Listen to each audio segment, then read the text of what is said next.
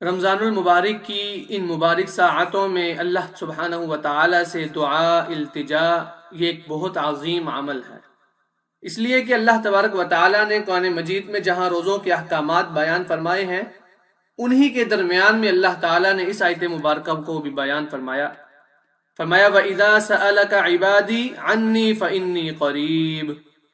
أُجِيبُ دَعْوَةَ الدَّاعِ إِذَا دَعَانِ فَلْيَسْتَجِيبُوا لِي وَلْيُؤْمِنُوا بِي لَعَلَّهُمْ يَرْشُدُونَ۔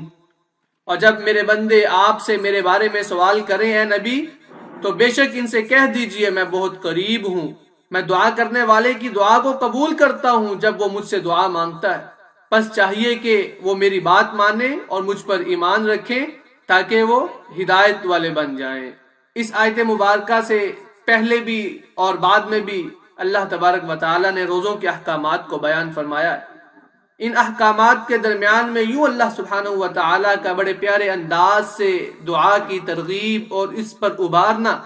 رمضان کی مبارک گھڑیوں میں دعا کی اہمیت کو بیان کرتا ہے۔ رسول اللہ صلی اللہ علیہ وسلم نے فرمایا، 3 قسم کے آدمیوں کی دعا کو اللہ تبارک و تعالی رد نہیں کرتے، اس میں سے ایک ہے عادل حکمران، اور دوسرے نمبر پر فرمایا روزے دار کی دعا، یہاں تک کہ وہ افطار کر لے اللہ تبارک و تعالی اس دوران اس کی دعا کو رد نہیں کرتے، اور تیسرے نمبر پر فرمایا مظلوم جو ظالم کے خلاف دعا کرتا ہے اللہ تعالیٰ اس کی اس دعا کو رد نہیں کرتے۔ تو ان آیات کو، ان احادیث کو دیکھتے ہیں تو ہمیں یہ بات واضح ہوتی ہے کہ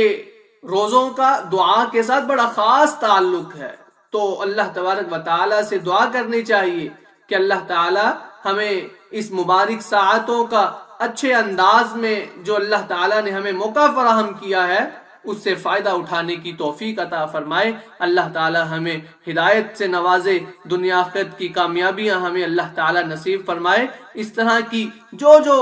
خاص دعائیں آپ اپنے لیے سمجھتے ہیں جو آپ کی دنیا کے لیے اور آخرت کے لیے بہترین ہیں، آپ اللہ تعالیٰ سے اس روزے کے اوقات میں ضرور مانگیے، انشاءاللہ تعالی اللہ تعالیٰ آپ کی دعاؤں کو قبول فرمائیں گے۔ اللہ تعالیٰ ہمیں توفیق عطا فرمائے۔ وآخر دعوانا ان الحمدللہ رب العالمین۔